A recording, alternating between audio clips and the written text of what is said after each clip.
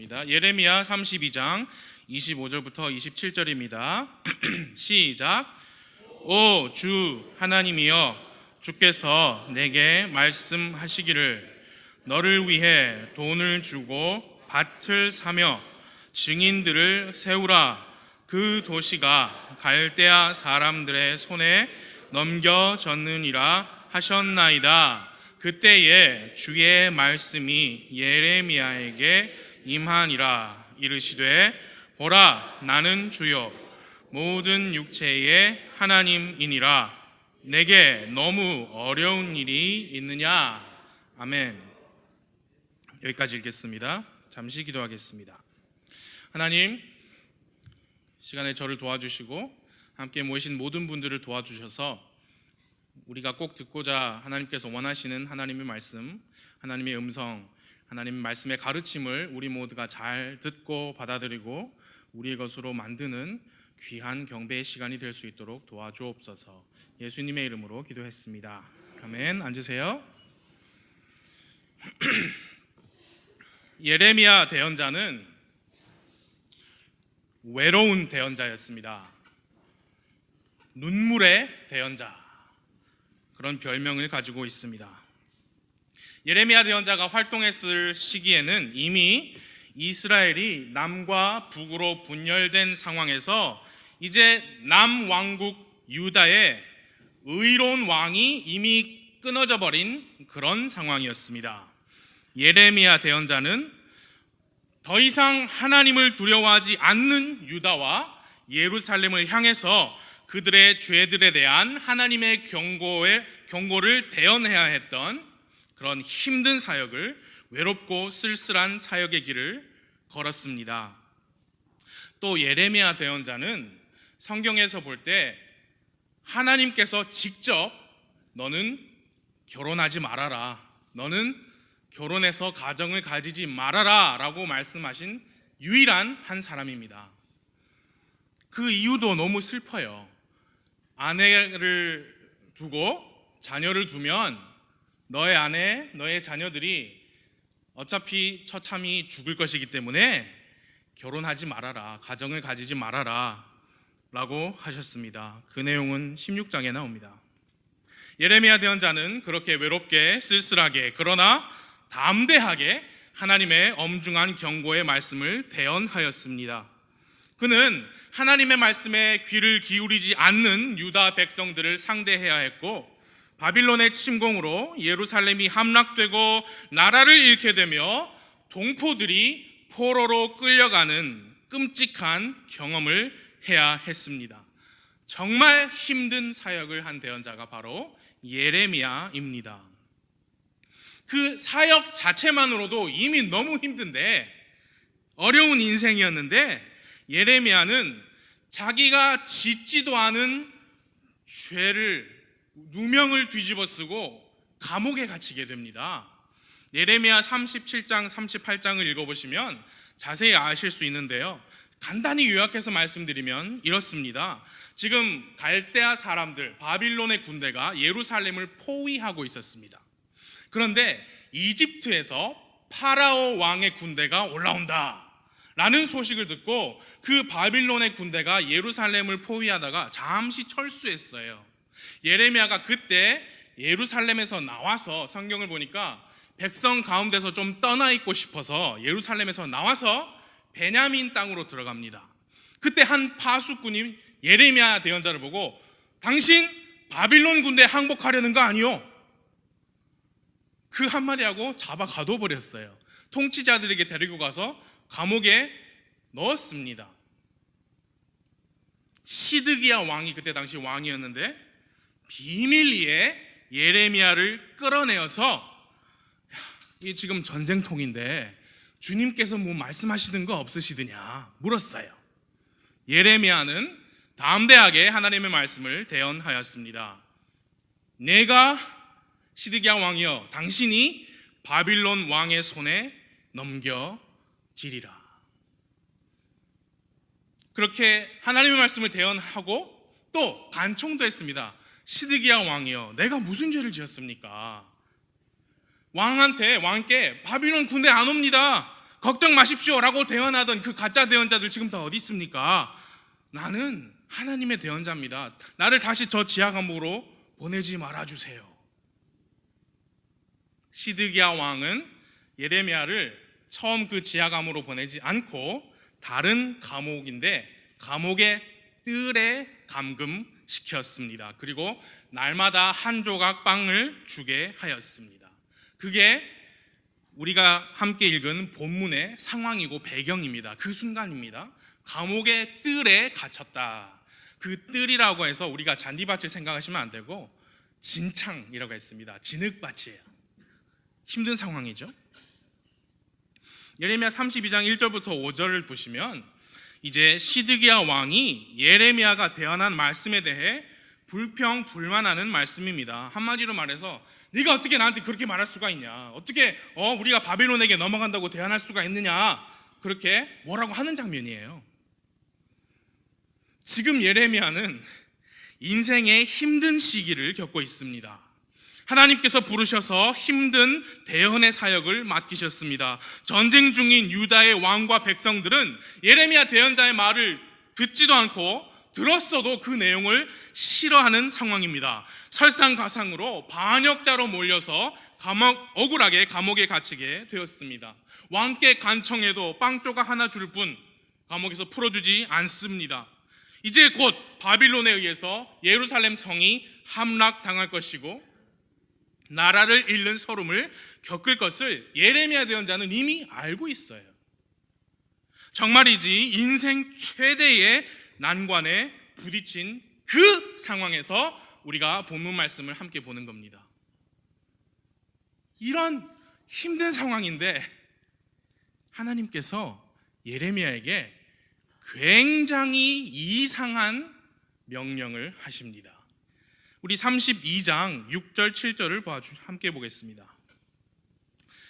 함께 봐주세요. 제가 읽어드릴게요. 또 예레미야가 이르기를 주의 말씀이 내게 임하였느니라. 이르시되 보라, 내 숙부 살룸의 아들 하나멜이 내게 와서 이르기를 너를 위해 아나돗에 있는 내 밭을 사라. 그것을 사서 물을 권리가 내게 있느니라 하리라 하시더니 주의 말씀대로 내 숙부의 아들 하나멜이 감옥들에 있던 내게 와서 내게 이르되.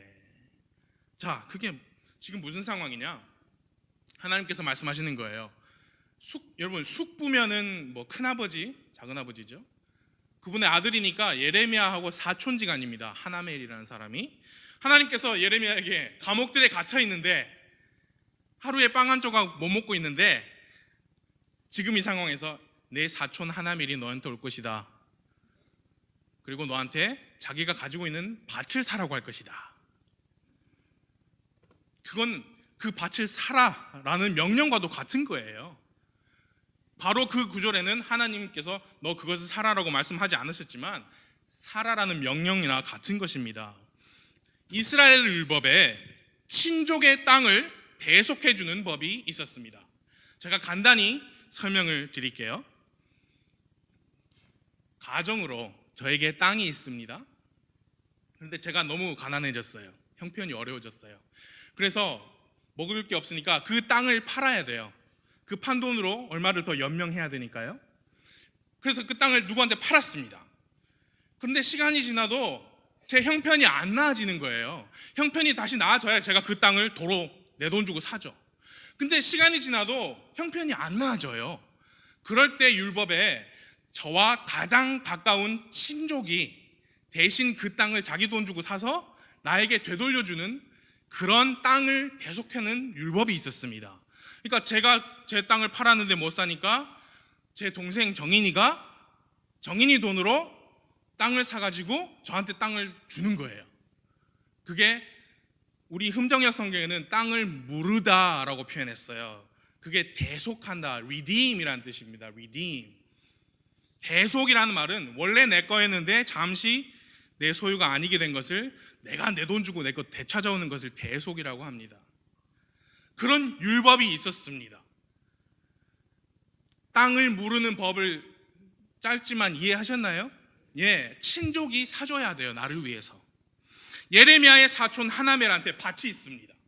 그런데 지금은 전쟁통이에요. 하나멜의 집이 형편이 너무 어려워져서 그 밭을 다른 사람에게 팔아야 할 형편이었던가 봅니다. 그러면 하나멜의 친족인 예레미야가 그 밭을 사서 하나멜에게 대속해 주어야 합니다. 예레미야 돈 주고 사서 자, 사촌 땅 다시 도로 가져가라. 그게 율법이에요. 그런데 조금 헷갈리시지만, 그런데 하나멜이 자기 밭을 다른 사람에게 팔기 전에 예레미야에게 와서 야, 이거 네가 사라 한 겁니다. 왜냐? 다른 사람에게 팔아봤자 어차피 사촌 친족인 네가 그 사람한테 돈 주고 사서 다시 어차피 나한테 줄 거니까 네가 처음에 그냥 네 돈 주고 사라. 나에게 그 돈을 다오. 이해가 되십니까? 네. 그 내용이 8절이에요.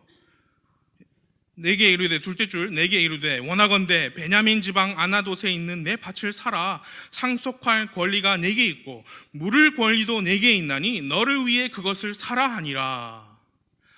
이에 내가 이것이 주의 말씀인 줄 알았으므로. 그렇게 예레미야는 지금 감옥들에 갇혀있는 처지에, 언제 풀려날지도 모르는 처지에, 풀려난다 해도 언제 바빌론 군대가 쳐들어와서 도시를 함락시킬지도 모르는 처지에 하나님의 명령으로 자기 돈을 주고 친족의 땅을 구매하게 된 겁니다. 우리 성경에 밭이라고 했는데요, 영어로는 field라 그랬습니다. 여러분, field는요 들판이에요. 들판을 샀습니다. 그럼 이 상황이 어떤 상황이냐? 한마디로 조선시대 말기에 억울하게 감옥에 갇혀 있는데 언제 풀려날지도 모르는데, 언제 제국주의 일본이 들어와서 재산을 다 몰수할지도 모르는데 감옥에 있는데 무리하게 대출받아서 밭을 한마지기 산 거예요. 그것도 내가 원해서가 아니고 하나님이 시켜서. 제가 찾아보니까 밭은 한마지기가 최대 400평까지 된다고 합니다. 그런데 여러분, 예레미야는 앞으로 이 나라가 어떻게 될지, 이 도시가 어떻게 될지 알고 있습니까? 모르고 있습니까? 알고 있어요. 모르고 사촌 땅을 사준 게 아니에요. 바빌론이 쳐들어와서 땅도 잃고 나라도 잃고 사람들도 포로로 끌려갈 것을 이미 다 알고 있습니다. 모르고 산 게 아니에요. 아는데도 땅을 산 거예요. 아무리 생각해도 앞, 뒤가 안 맞아요. 이상합니다. 왜 이런 일이? 그리고 왜 이런 명령이? 그래서 하나님께 기도했습니다. 32장 16절부터 25절까지가 그의 기도입니다. 처음에 기도 시작할 때는 주님을 찬양했습니다. 17절을 봐주세요. 17절 함께 읽어보겠습니다. 시작. 아, 주 하나님이여,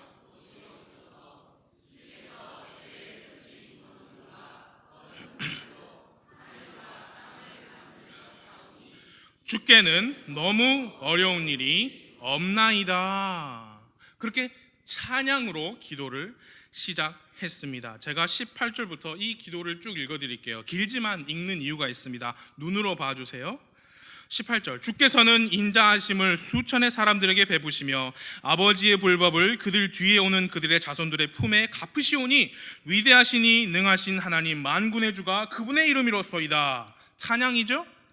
주께서는 계략이 크시며 일에 능하시나니 주의 눈은 각 사람에게 그의 길들과 그의 행위들의 열매에 따라 주시기 위하여 사람들의 아들들의 모든 길 위에 열려있나이다. 주께서 이집트 땅에서 표적들과 이적들을 세우시고 이날까지도 이스라엘 안에서 또 다른 사람들 가운데서 그와 같이 행하사 이날과 같이 주를 위하여 한 이름을 만드셨나이다. 주께서 표적들과 이적들과 강한 손과 뻗은 발로 큰 두려움으로 주의 백성 이스라엘을 이집트 땅에서 데리고 나오셨으며 그들의 조상들에게 맹세하사 그들에게 주시기로 한 이 땅 곧 젖과 꿀이 흐르는 땅을 그들에게 주셨으므로 그들이 들어가서 그 땅을 소유하였나이다. 지금까지 하나님을 찬양한 겁니다. 놀랍고 위대하신 하나님의 일을 지금 말하면서 하나님을 높이고 있는 거예요. 그러나 23절 둘째 줄에 뭐가 나옵니까? 그러나가 나와요. 저희가 항상 강조하는 그러나. 여기서부터는 찬양의 기도가 아니에요. 한번 보세요. 그러나 그들이 주의 음성에 순종하지도 아니하고 주의 율법 안에서 걷지도 아니하며 주께서 그들에게 명령하사 행하게 하신 모든 것을 전혀 행하지 아니하였으므로 주께서 이 모든 재앙이 그들 위에 임하게 하셨나이다. 쌓아 올린 산들을 보소서. 그들이 그 도시에 이르러 그것을 취하려 하오며 그 도시가 칼과 기근과 역병으로 인해 그것을 대적하여 싸우는 갈대아 사람들의 손에 넘어가 싸우니 주께서 말씀하신 것이 이루어졌나이다. 보소서. 주께서 그것을 보시나이다. 그러나 이후로 찬양이 아니에요. 그리고 24절에 보소서가 2번이나 나옵니다. 주님 보세요. 그 말이에요. 주님 보시지요. 산들을 보세요. 도시를 보세요. 이제 갈대아 사람들에게 이 도시가 넘어갈 겁니다. 말씀하신 대로 보세요. 주님 말씀대로 그렇게 이루어졌습니다. 보소서. 주께서 그것을 보시나이다. 주님 보시지요? 하면서 이제 25절을 함께 읽어보겠습니다. 25절 본문이죠. 시작. 오 주 하나님이여,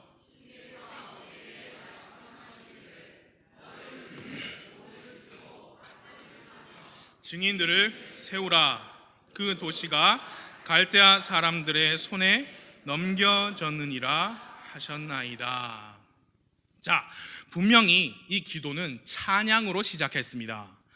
그래서 그 기도가 25절에서 끝나는데 24절과 25절은 분명히 찬양의 기도가 아닙니다. 대신 무엇이냐? 마치 주님께서 무엇인가를 깜빡하신 분인 것처럼 자꾸만 보소서 하는 거예요. 무엇을 보라는 거예요? 이 도시가 갈대아 사람들의 손에 넘어갔는데도 나에게 밭을 사라고 하시다니요? 네, 제가 샀습니다. 또 말씀하신 대로 증인들도 세웠습니다. 보셨죠? 그 말이에요. 여러분, 25절은요 찬양의 기도가 아니라 무엇이냐? 하소연이에요. 하소연. 하나님께 솔직하게 자기 생각을 표출한 말이에요. 왜냐? 아무리 생각해도 이상하거든요. 앞, 뒤가 안 맞습니다. 여러분 25절을 자세히 보시면서 이게 맞는 말인가 싶죠? 주께서 말씀을 하셨는데 너를 위해 돈을 주고 밭을 사며 증인들을 세우라. 그 도시가 갈대아 사람들의 손에 넘겨졌다. 갈대아 사람들에게 도시가 넘어갈 판인데 밭을 사라, 돈을 주고 증인들을 세우라. 여러분 앞뒤가 안 맞아요. 이해하십니까? 왜 나에게 이런 일이, 지금 감옥에 갇힌 것도 억울한데 너무 힘든데 그럼에도 불구하고 대언의 말씀을 그대로 전했는데 밭을 사라니요, 도시가 넘어가게 생겼는데 왜 나에게 이런 일이, 왜 나에게 이런 명령을? 자, 주님의 응답을 보겠습니다. 빠르게 보겠습니다. 주님은 27절부터 응답의 말씀을 시작하셨습니다. 27절을 같이 읽어보겠습니다. 시작. 보라, 나는 주요 모든 육체의 하나님이니라. 내게 너무 어려운 일이 있느냐? 라고 시작하시면서 쭉 응답의 말씀을 주십니다. 다 읽진 않겠어요. 그 내용이 무엇이냐? 이거예요. 맞다. 내가 이 도시를 갈대아 사람들과 느부갓네살 왕에게 내주었다. 그들이 이제 침략하고 침공할 것이다. 이스라엘 자손과 유다 자손이 어려서부터 내 앞에서 오직 악만 행하였다. 이 도시를 세운 날부터 이날까지 내게는 분노와 경노를 일으키는 것이었으므로 이제 내 얼굴 앞에서 그 도시를 옮길 것이다. 이 백성은 등짝은 나한테 돌리면서 얼굴은 나한테 돌리지 않았고, 내가 그들을 가르쳤지만 교훈을 받지 않았어. 또 그들이 바알의 산당들을 세워서 우상 숭배를 했는데 그것은 내가 시킨 것도 아니고 내가 생각한 것도 아니야. 여러분 말씀을 읽으시면 그 내용입니다. 하나님 말씀이. 그런데 또 반전이 있습니다. 36절을 봐주십시오. 자, 그 사람들이 이렇게 하지 않았느냐? 내가 원하지도 않고 내가 시킨 것도 아닌데. 그런데 36절에 그러므로 이제 주 곧 이스라엘의 하나님이, 그리고 36절의 마지막 줄에 이 도시에 관하여 이같이 말하노라 라고 하시면서 전혀 반전되는 말씀을 하시기 시작하십니다. 이제 곧 느부갓네살 왕이 들어와서 함락시키고 침공할 것이고 너희들 끝났어. 이제 너희들 악을 행했잖아. 그런데 이 도시 예루살렘에 관하여서 주가 말하노라 하시면서 37절부터의 말씀을 눈으로 보십시오. 이건 읽어야 합니다. 제가 시간이 없지만 37절부터 보세요. 보라, 내가 내 분노와 경노와 큰 진노 중에 그들을 쫓아내어 머물게 한 모든 나라에서 내가 그들을 어떻게 하고? 모으고 이곳으로 다시 데려와 안전히 거하게 하리라. 그리하여 그들은 내 백성이 되고 나는 그들의 하나님이 되리라. 또 내가 그들에게 한 마음과 한 길을 주어 그들이 자기들과 자기들 뒤에 있을 자기들 자손의 복을 위하여 영원히 나를 두려워하게 하리라. 또 내가 그들에게 복을 주기 위하여 그들에게서 떠나 돌아서지 아니하리라는 영존하는 언약을 내가 그들과 더불어 맺고 나를 두려워함을 그들의 마음속에 두어 그들이 나를 떠나지 아니하게 하리라. 41절부터는 땅에 관한 말씀이에요. 참으로 내가 그들을 기뻐로, 이제 기뻐하신대요. 백성을 참으로 내가 그들을 기뻐함으로 그들에게 복을 주고 내 마음을 다하여 혼을 다하여 그들을 이 땅에 확고히 심으리라. 주가 이같이 말하노라. 내가 이 모든 큰 재앙을 이 백성에게 가져온 것 같이 내가 그들에게 약속한 모든 복을 그들에게 가져오리라. 여러분, 하나님께서 그들이 잘못했으니까 내가 이렇게 행하는 것이다.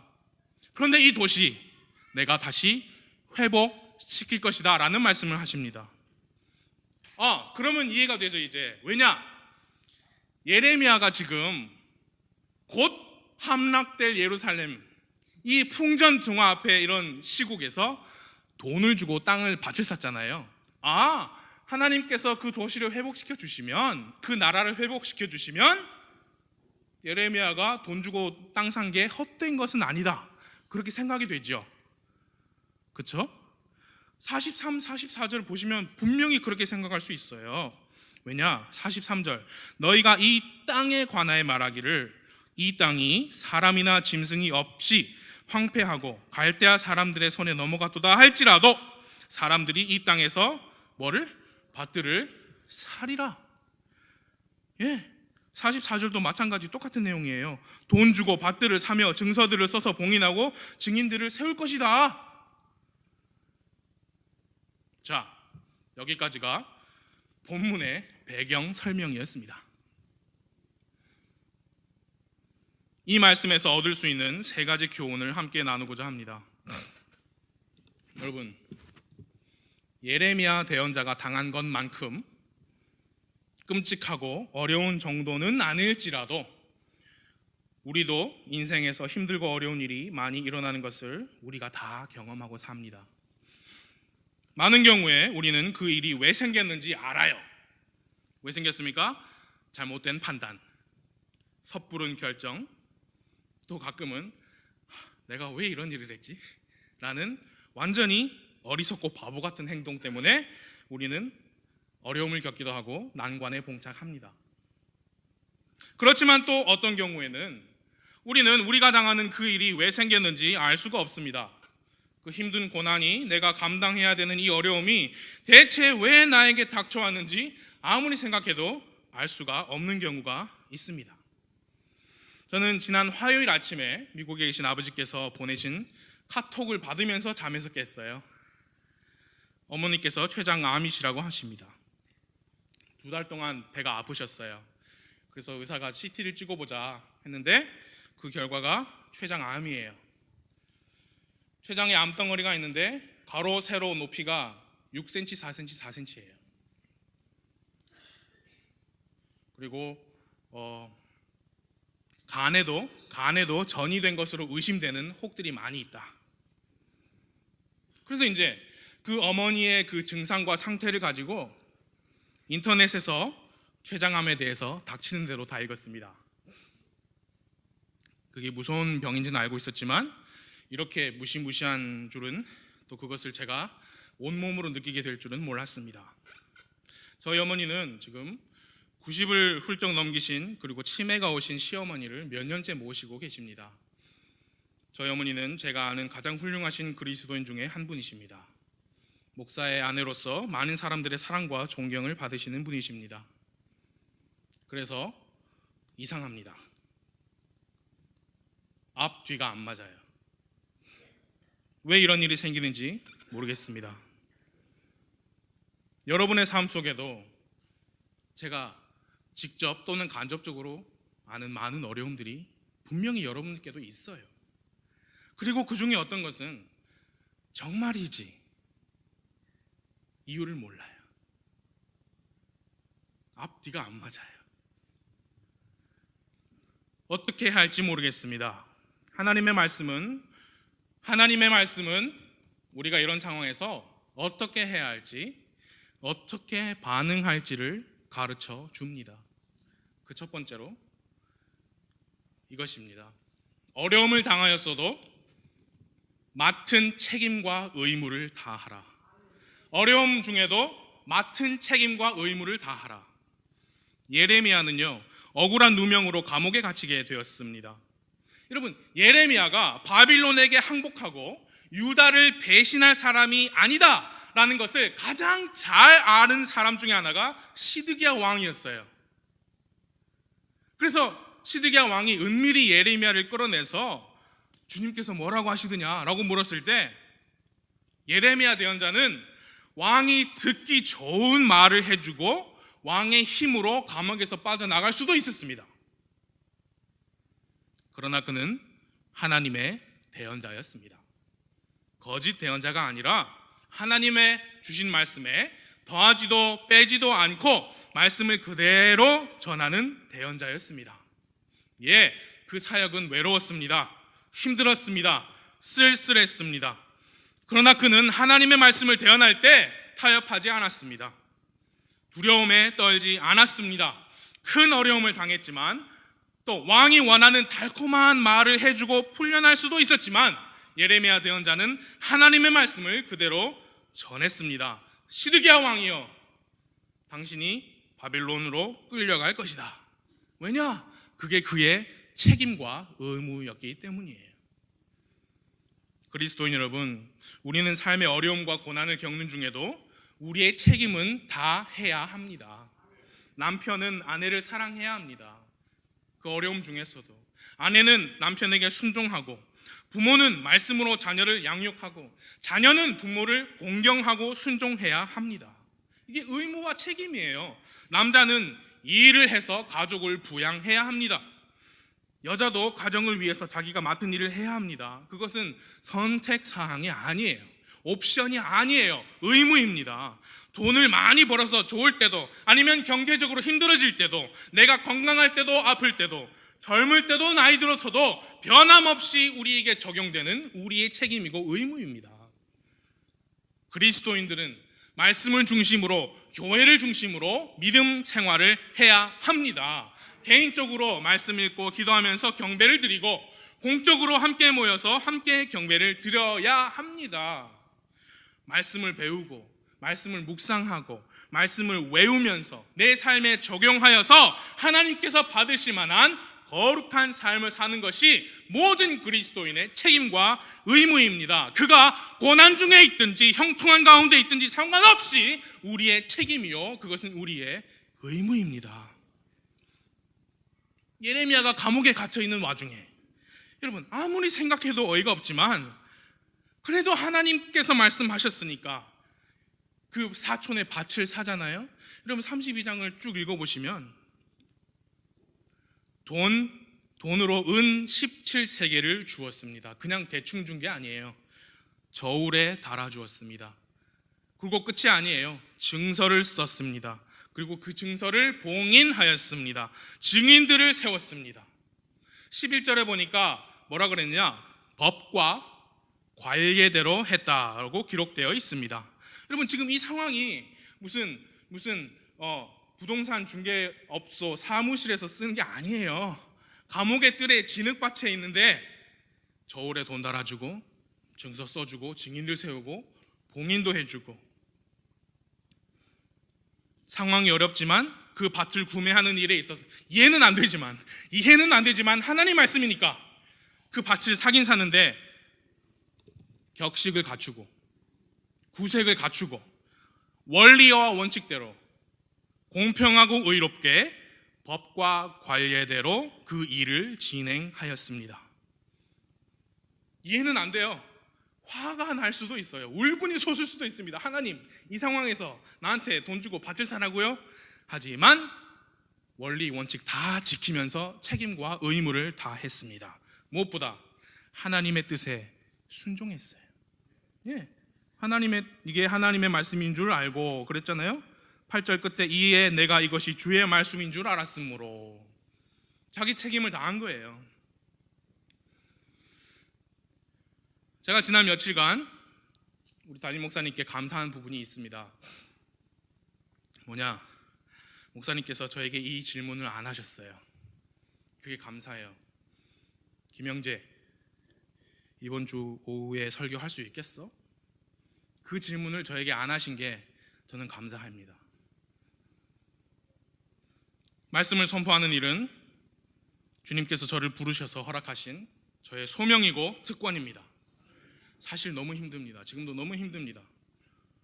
그러나 이것은 엄중한 사역이고 제가 해야 하는 책임이에요. 여러분, 하나님 섬기는 데 있어서 우리 기분, 감정 또는 즉흥적인 결단, 또 그게 아니라면 우리를 짓누르는 좌절과 슬픔에도 불구하고 하나님을 섬기는 데 있어서 우리는 우리의 책임과 의무를 다 해야 합니다. 그래서 첫 번째, 어려움을 당하였어도 맡은 책임과 의무를 다해야 합니다. 두 번째는 이것입니다. 그 어려움 가운데에서 주님의 크신 뜻을 구해야 합니다. 예레미야는요, 주님께 하소연했습니다. 주님께 털어놓았어요. 25절 말씀이 그거잖아요. 오 주 하나님이여, 주께서 내게 말씀하시기를 너를 위해 돈을 주고 밭을 사며 증인들을 세우라. 그 도시가 갈대아 사람들의 손에 넘겨졌느니라 하셨나이다. 주님, 이게 뭐예요? 망하기 직전인데 돈 주고 밭을 사라니요. 보소서. 하소연하는 거예요. 주님께서 응답하셨습니다. 27절, 보라 나는 주요. 그 다음, 모든 육체의 하나님이니라. 내게 너무 어려운 일이 있느냐? 무슨 말씀이세요 지금? 하나님께서 뭐라고 하시냐면, 예레미야야, 너는 지금 네가 감옥에 갇혀 있고 이 도시가 함락될 이 상황에서 네 돈 주고 밭을 산 것을 가지고 나한테 지금 그러고 있느냐? 보라, 나는 주요 모든 육체의 하나님이라. 너만을 위한 하나님이 아니라 모든 육체의 하나님이야. 내게 너무 어려운 일이 있느냐? 없어. 그 말씀인 거예요. 지금 너는 네 처지만 생각하고 네 돈을 생각하고 내 밭을 생각하지만 나는 모든 육체를 생각하고 있어. 예루살렘이 바빌론에게 넘어갈 것이지만, 백성들이 포로로 끌려갈 것이지만, 네가 모르지만 내가 그들을 다시 모으고 도시를 다시 회복시킬 것이다. 네가 네 돈, 네 밭을 생각할 동안에 나는 모든 육체를, 이 나라를, 전 세계의 혼들을 생각하고 있느니라. 36절부터 우리가 아까 본 그 반전의 내용, 주님의 응답의 반전의 내용, 내가 이걸 다 사람들 다시 불러 모으고 이 도시를 회복시킬 것이고 사람들에게 한 마음과 한 길을 주고 나는 영원히 그들의 하나님이 되고, 여러분 그 내용이 예레미야서를 읽어보세요. 구약성경 읽어보세요. 이루어졌습니까? 안 이루어졌어요. 여러분 언제 41절 봐주세요. 41절, 언제 구약성경에서 참으로 내가 그들을 기뻐함으로 그들에게 복을 주고 내 마음을 다하며 혼을 다하여 그들을 이 땅에 확고히 심으리라. 여러분 지금 이스라엘 가셔도 그 땅에 유대인들이 전쟁을 하고 있어요. 확고히 심겨진 게 아니에요. 그때는 더더욱 아니었을 거예요. 제 말이 이해가 되십니까? 전쟁이 끊이질 않아요. 여러분, 언제 이런 일이 있었어요? 예레미야 당시 42절 주가 이같이 말하노라. 내가 이 모든 큰 재앙을 이 백성에게 가져온 것 같이 내가 그들에게 약속한 모든 복을 그들에게 가져오리라. 이 내용은 36절부터 마지막 절까지 그 내용은요, 예레미야 네가 살아있는 동안 내가 해주겠다, 그게 아니에요. 아직까지도 이루어지지 않았어요. 그것은 무엇이냐? 천년 왕국을 미리 말씀하신 거예요.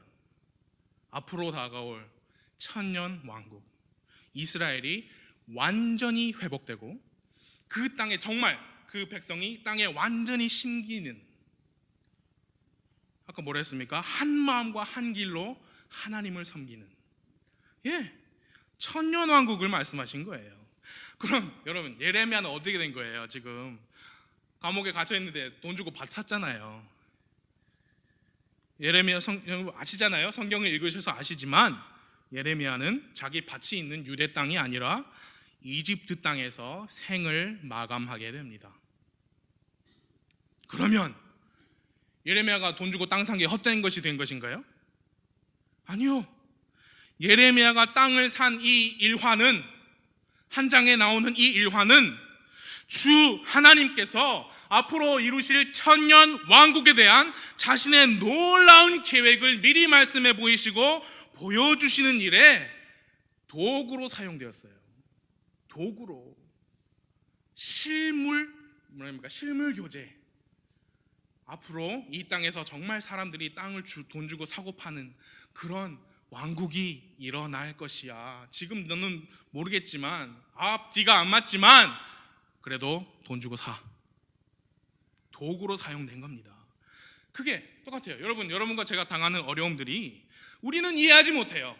그 앞과 뒤와 원인과 결과가 정말 말이 맞지 않아요. 하지만 주님의 크신 뜻을 이루는 데에 주님께서 그것을 도구로 사용하실 수 있다는 겁니다. 어떻게 할지 모르겠다. 주님의 크신 뜻을 구하십시오. 첫 번째 말씀드렸습니다. 어려움을 당해서도 우리가 맡은 책임과 의무는 다해야 합니다. 두 번째, 어려움 가운데서 주님의 크신 뜻을 구해야 합니다. 마지막으로 세 번째, 이것입니다. 우리가 어떻게 해야 되느냐? 어떻게 반응해야 되느냐? 이 고난에서 벗어나기에 집중하기보다는 이 고난 가운데서 나와 함께 하시는 하나님께 집중해야 합니다. 다시 말씀드릴게요. 이 어려움에서 어떻게 벗어날까? 그거에 집중하기보다, 그건 집중하지 말고 이 어려움 가운데에서도 나와 함께 해주시는 주 하나님께 집중해야 합니다. 여러분, 예레미야는 17절에서 부르짖었습니다. 주께는 너무 어려운 일이 없나이다. 그리고 주님이 27절에서 응답하셨습니다. 맞다, 보라, 나는 주요 모든 육체의 하나님이니라. 내게 너무 어려운 일이 있느냐? 여러분, 이것은요, 대화예요. 대화. 예레미야 주님께 말하고 주님도 예레미야에게 응답해 주시고, 그 대화가 기록이 되고 수천 년이 지난 오늘 우리가 그 내용을 처음 그게 기록되었던 원본의 그것과 똑같이 읽고 묵상할 수 있는 것은 하나님의 섭리요, 우리를 향한 주님의 뜻입니다. 이게 뭐냐? 주님과 동행하라, 그거예요. 주님께 부르짖고 주님께 하시는 말씀에 귀를 기울이라, 그겁니다. 그것이 가장 중요한 부분입니다. 예레미야가 어떻게 억울한 누명을 벗고 감옥에서 빠져나올 수 있을 것인가? 어떻게 이 밭을 되팔아서 돈을 찾을 것인가? 어떻게 예루살렘이 함락되는 것을 막을 수 있을 것인가? 어떻게 하면 시드기야 왕의 마음을 주 하나님께로 돌이키게 할 것인가가 중요한 게 아니라 이 골짜기를 벗어나는 게 중요한 게 아니라 내가 이 골짜기를 지나는 동안 나와 함께 하시는 하나님을 인식하고 그분께 내 영을 집중하고 그분의 말씀을 듣고 그분과 함께 이 시기를 걸으시는 것이 중요한 겁니다. 사랑하는 여러분, 우리는 다 하나님의 자녀입니다. 하나님께서 사랑하시는 하나님의 보배들이십니다. 이해할 수 없는 고난과 어려움이 있을 때, 말할 수 없는 고통과 슬픔이 있을 때 우리는 다 이 세 가지를 기억하길 바랍니다. 어려움 가운데서도 우리는 책임과 의무를 다해야 합니다. 어려움 가운데서도 그것을 통해서 이루실 주님의 크신 뜻을 구해야 합니다. 이 어려움에서 어떻게 하면 벗어날까에 집중하기보다 그 어려움 가운데 함께 하시는 하나님께, 하나님 그분 자체에 집중해야 합니다. 주께는 너무 어려운 일이 없나이다. 주님이 우리를 이 고난과 어려움에서 건지실 수 있습니까? 당연히 건지실 수 있죠. 그러나 우리가 진정으로 주님께 구해야 할 것은, 지금 눈앞에 있는 주님, 내 눈앞에 있는 이거 좀 제거해 주세요, 이것 좀 고쳐 주세요, 이것 좀 해결해 주세요, 그게 아니고 이 고난을 통해서, 이 어려움을 통해서 주님께서 기뻐하시는 그 뜻을 이루어 주세요 라고 구해야 합니다. 그리고 주님은 능히 자신의 뜻을 이루실 것입니다. 왜냐고요? 주님께는 너무 어려운 일이 없기 때문입니다. 주님은 나만의 하나님이 아니신 모든 육체의 하나님이시기 때문입니다. 기도하겠습니다.